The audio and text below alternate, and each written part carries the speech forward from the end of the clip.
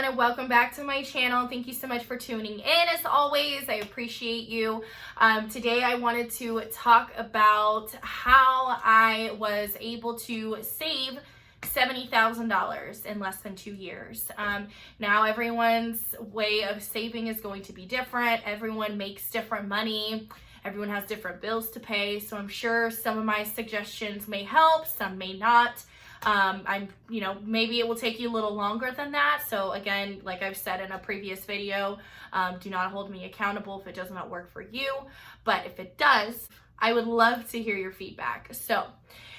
And if you are curious about my hair, I did make a video tutorial or a how-to on how to defrizz your hair. I will link it up here if you would like to view that one.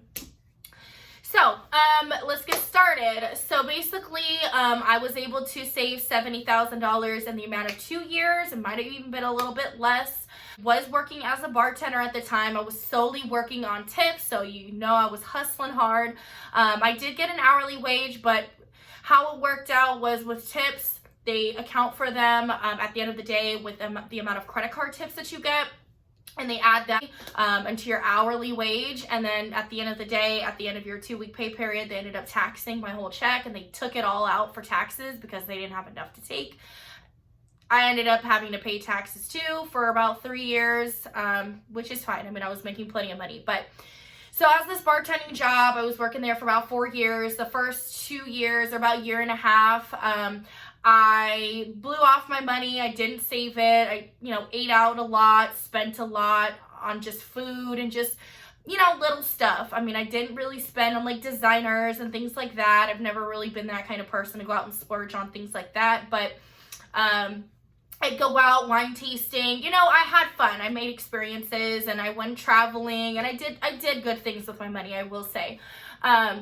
I just wish I was saving from the start. I'd have a lot more at that point. But so fast forward about 2 years into this position and I come to a realization. I'm like, you are making enough money to be saving a lot. And you have to think about that, right? I, at the time, was about 25, 26.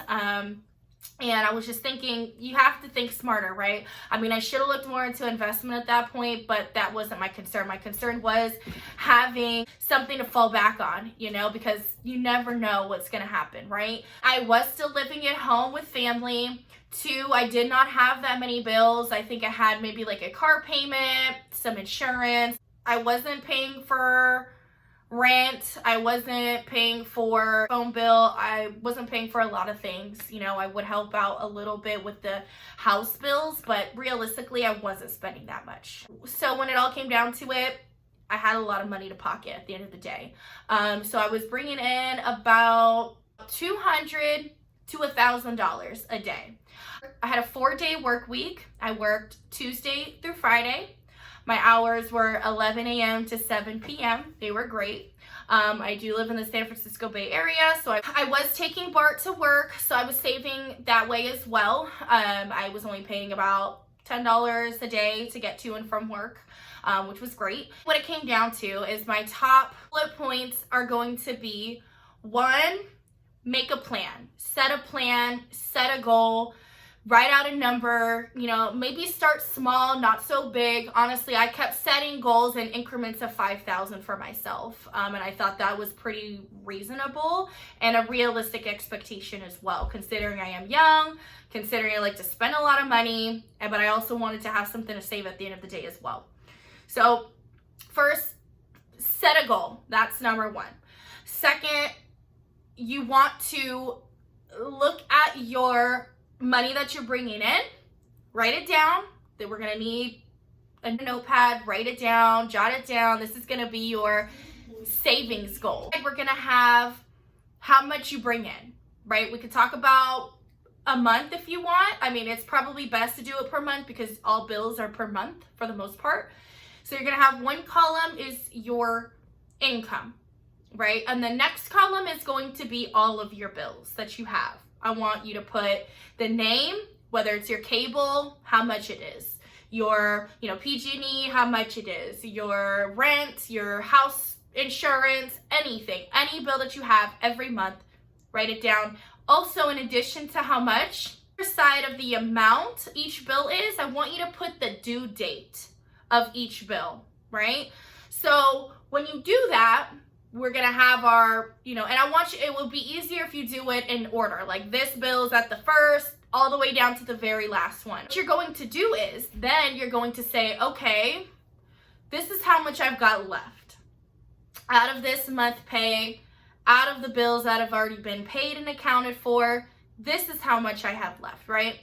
So now what we're going to do is I'm going to split those bills into 4. Each one will be into 4. So let's say your cable bill is $100 a month. You're gonna split that bill into 4. That tells me you're gonna pay $25 a week towards this cable bill. So now what you've done is you're not packing all these bills into one paycheck. You can split them up throughout the month, and that way at the end of the day, you will have more money to hold on to. That's how I did it. So after paying bills and all that, even though I was bringing in a lot, I still had that written down and formulated so I could keep track of where I'm at and where my savings are. And on top of that, paying off credit cards quicker, not making the minimums. You can't ever make the minimum payments, right? I have a great credit score, and I did that because I did not touch minimum payments. Let's say your minimum payment is $25. Make it $50. Anything but the minimum is where a lot of people mess up with their credit, paying off what you put back on it, but that's not considering the interest. So what about the interest payments, right?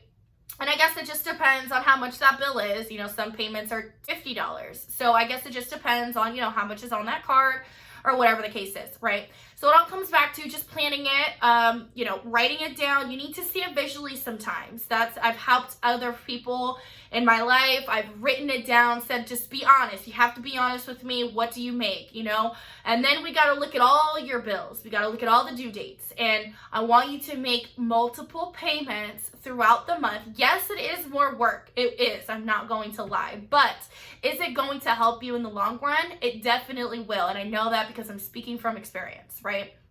Now, this job that I was working as a bartender, I was bringing in about $80,000 a year. And that is a lot. That's a lot more than what a lot of people make. I'm not working that job anymore. I have a completely different job, something corporate now.